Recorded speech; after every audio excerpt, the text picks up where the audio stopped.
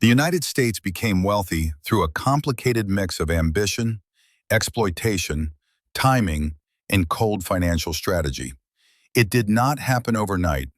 It is a layered story where each stage created the foundation for the next, like some kind of capitalist Jenga tower that somehow hasn't collapsed yet.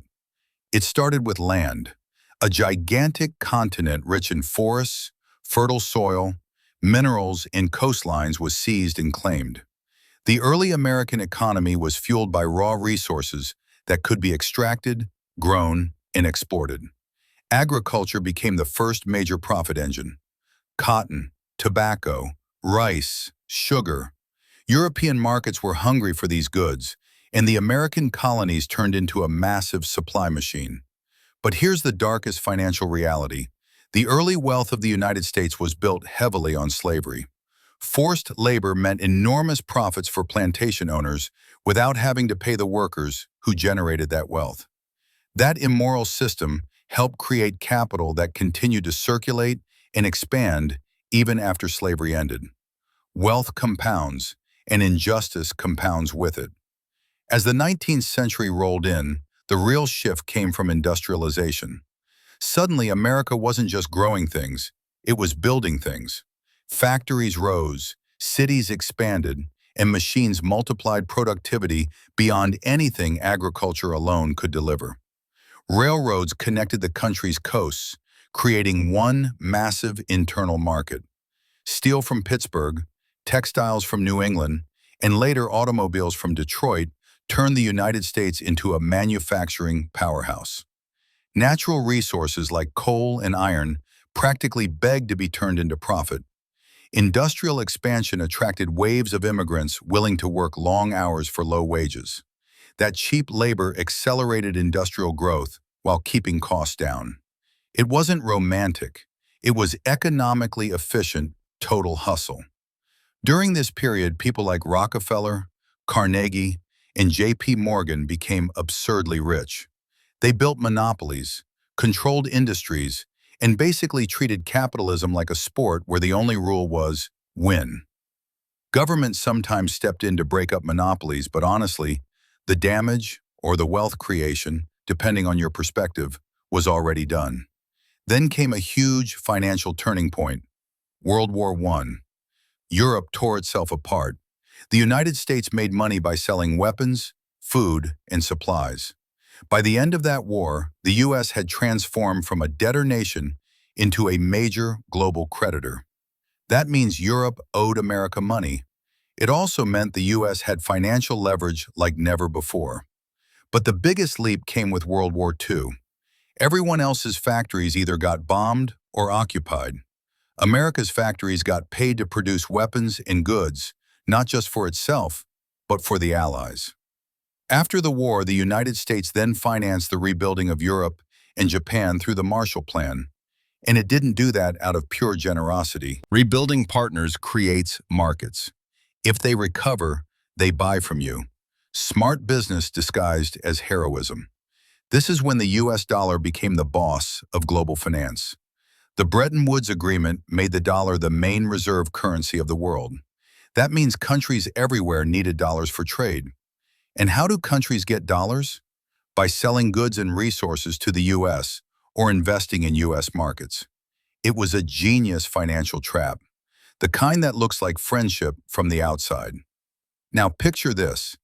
As the rest of the world reconstructed its buildings, America expanded its banks.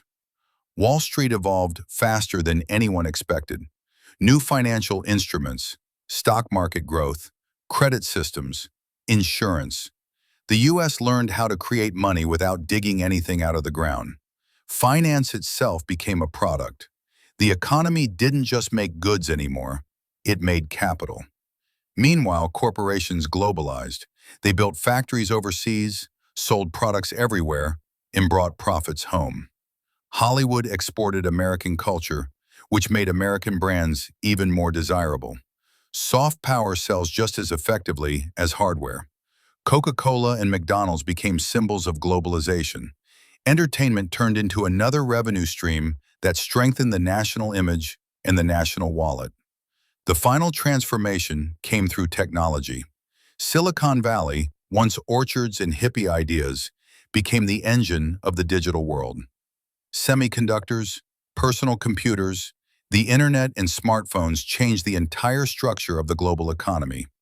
Intellectual property replaced steel mills. Innovation replaced raw extraction. The richest companies on Earth stopped being oil giants and became tech giants. Apple, Google, Microsoft.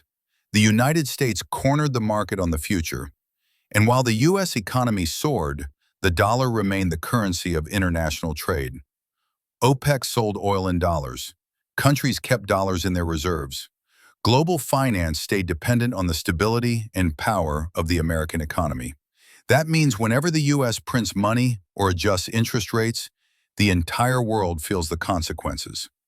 That is financial dominance disguised as a public service.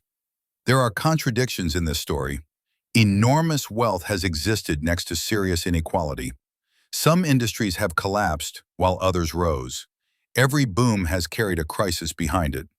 The Great Depression, the 2008 financial meltdown, recurring recessions. The United States doesn't stay rich because it is always winning. It stays rich because its economy adapts faster than its competitors. A constant cycle of reinvention keeps the machine running. Agriculture to industry to finance to technology. Each layer still exists, but the center of profit keeps shifting upward to higher forms of capital. If we try to capture the essence without patriotic slogans, America became wealthy because it mastered control over resources, labor, global markets, geopolitical influence, and most importantly, the financial system the world must operate within. It built enormous capital early. It multiplied that capital through innovation and global power. And every time someone thought the game was over, America changed the rules. Wealth in the U.S. is not just money. It is infrastructure. It is economic power. It is cultural influence. It is the ability to shape global financial behavior. That combination is extremely hard to compete with.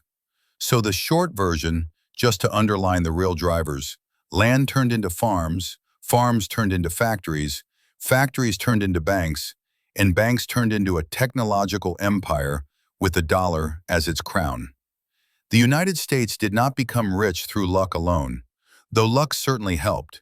It became rich by taking opportunities aggressively, sometimes unfairly, and turning them into permanent advantages. And now it sits at the center of the global financial universe. Everyone else orbits around it, whether they like it or not.